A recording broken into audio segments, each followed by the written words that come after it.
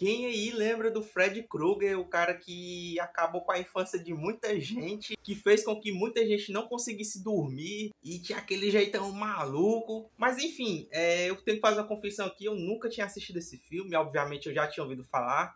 Eu já tinha até, inclusive, assistido o filme de 2010, o remake que é produzido pelo Michael Bay, que se vocês quiserem, depois eu posso trazer vídeo aqui também. E finalmente eu assisti esse clássico do horror, né, do terror slasher. E eu vou contar aqui pra vocês o que é que eu achei, se eu achei um bom filme, se realmente é um clássico que merece ser revisitado. E se ele envelheceu bem e continua bom até hoje. E já vai deixando o seu like e se inscrevendo para fortalecer o canal. E chega de enrolação e bora pro vídeo.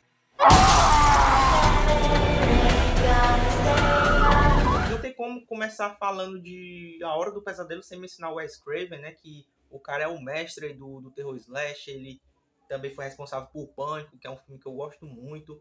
E influenciou também outros slashers, né? Filmes slashers que meio que acabaram copiando essa fórmula desses filmes do Wes Craven. E A Hora do Pesadelo aqui, cara, eu já adianto aqui que eu gostei muito. Já eu também vou fazer uma comparação com o remake de 2010, que eu acho que algumas pessoas vão concordar e outras não. E o mais legal desse filme é que ele não perde muito tempo, porque no começo a gente já tem o Fred Krueger perseguindo os adolescentes nos seus sonhos. E no meio desses adolescentes tem até o Johnny Depp em início de carreira. Muito legal, inclusive, ele é um personagem bem legal, bem engraçado. Eu acho legal, eu acho que foi uma quebra de expectativa que o Wes Craven faz, que a gente pensa que a protagonista vai ser a menina que está sendo perseguida no começo do filme. Vou ter que falar spoilers aqui, me desculpe, mas o filme já fazem 40 anos que ele lançou, então se você nunca viu, cara, corre para assistir. Mas vão ter spoilers aqui. E essa menina acaba morrendo. Quem realmente é a protagonista é a Nancy, que é interpretada pela Heather Langenkamp. E nesse filme aqui ela pode não ter uma atuação das melhores, mas eu acho que a atuação dela já é melhor do que de muitos personagens de Sexta-feira 13. Fazendo uma rápida comparação aqui com Sexta-feira 13, me desculpem vocês que são fãs do Jason de Sexta-feira 13, mas eu até hoje só assisti 6 filmes da franquia. E eu posso dizer que eu preferi muito mais A Hora do Pesadelo. Mesmo só tendo assistido esse primeiro filme, eu já gostei mais do que os 6 filmes do Jason. Porque esses filmes do Jason, cara, me desculpe, mas eu não suporto eles, cara. É cada idiotice. Tudo bem que foi por causa dessas idiotices que o filme se tornou clássico. E não só Sexta-feira 13 tem esses clichês e esses personagens idiotas, mas acho que A Hora do Pesadelo também deve ter nos filmes sequentes.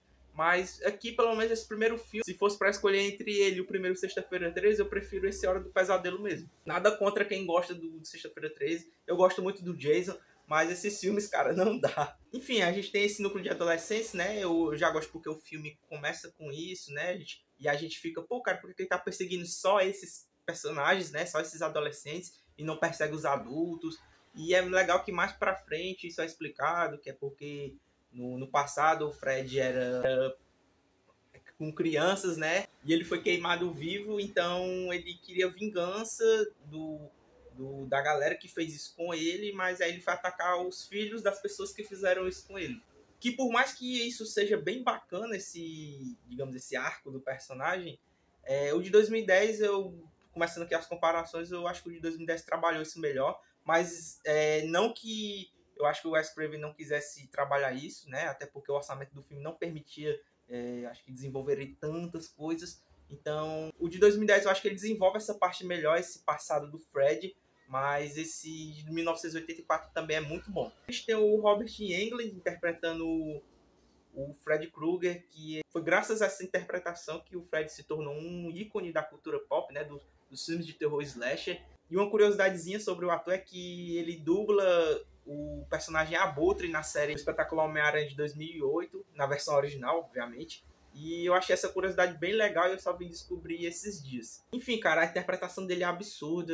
Eu acho que é por isso que o Fred talvez seja mais famoso e mais, digamos, carismático do que o Jason. Porque o Jason não tem nenhuma fala, né? Então, ele meio que se torna um personagem desinteressante. Mas é um bom personagem também, mas eu prefiro o Fred Krueger. E fora as lâminas icônicas. E esse Fred é 1000 vezes melhor do que o Fred do remake. Eu gosto do Fred do remake, mas ele não tem esse lado mais sádico do personagem, sabe? Ele é um Fred mais na dele, que não é de falar muito. Então, acho que ele perdeu um pouco da essência, esse do remake. Então por isso que eu prefiro do original, obviamente. E o mais legal é que o filme brinca com esse negócio do que é real e do que é imaginação. A gente não sabe quando é que o personagem está sonhando ou quando ele está dentro da realidade. Inclusive, tem um final bastante icônico, onde a gente pensa que a Nancy venceu o Fred, né? E tá tudo bem ali. Aí os caras vão lá e ela tá num sonho dentro do sonho. Parece até que a gente tá assistindo o Inception aí do Nolan. É uma coisa de maluco aí. Só que uma curiosidade sobre essa cena e sobre esse final é que esse final não é o final que o Wes Craven estava planejando. A versão do Wes Craven era que a Nancy realmente derrotasse o Fred e tivesse um final feliz, mas os produtores não quiseram isso. Eles fizeram esse final enigmático para, quem sabe, fazer uma sequência, né? Se desse certo, e deu certo, né? Mas o Wes Craven ele nunca pensou em tornar uma franquia, fazer uma franquia. Então esse final aí, se você gosta, agradeça aos produtores, porque o Wes Craven era que fosse um único filme, né? Ele não pensava em franquia. E eu tenho que admitir que os efeitos especiais também são muito bons. Acho que hoje eles envelheceram muito bem. Tirando a parte que o Fred tem uma cena que o Fred tá num beco ali atrás da menina e os braços dele estão esticados assim, parece o Seu Fantástico aí, só que você percebe que obviamente ali tem alguém segurando dos lados assim os braços dele, né, para não cair, são braços falsos. De resto tudo é muito bem feito. E de negativo, cara, eu acho que no máximo são realmente os adolescentes, né, que nessa época não tinham desenvolvimento, hoje ainda não tem nos filmes de terror. Mas eles são até legais, eles não são adolescentes retardados. Tudo bem que uma decisão ou outra incomoda a gente, né, que tá assistindo o filme. A gente pensa, pô, você devia fazer isso, não isso. Mas eu passo pano para os adolescentes desse filme. Mas assim, eu gostei demais de ter assistido esse filme pela primeira vez. E eu recomendo você também que nunca assistiu, ou você que faz tempo que não assistiu, cara, revisita, é muito bom. Recomendo assistir de noite, eu assisti de noite. Acho que torna a experiência melhor. E eu não faço ideia de como é a história do segundo filme, aqui realmente, eu acho que se a Nancy no final tivesse derrotado o Freddy Krueger mesmo, eu acho que teria sido um final perfeito. Mas eu não faço ideia de como é a continuação. Se vocês quiserem, eu posso começar aqui uma série no canal, assistindo todos os filmes, né? E trazer vídeo aqui para vocês. Deixem aí nos comentários se vocês querem isso. E também se vocês querem que eu traga vídeo do filme de 2010, né? Do remake. Que eu gosto, já deu para perceber, eu gosto. E, cara, sensacional, muito bom filme. Eu acho que eu vou dar para ele nota 8. Comenta aí se você gosta do filme, se você prefere A Hora do Pesadelo ou Sexta-feira 13. Lembrando que a minha opinião aqui não quer dizer nada, tá? Se você gosta de Sexta-feira 13, que bom, cara. Mas fique à vontade para comentar qual que você prefere, ou se você gosta dos dois também, enfim. E é isso, esse foi o vídeo de hoje, espero que vocês tenham gostado. Se gostou, deixe seu like e se inscreve para fortalecer o canal. E até o próximo vídeo e valeu!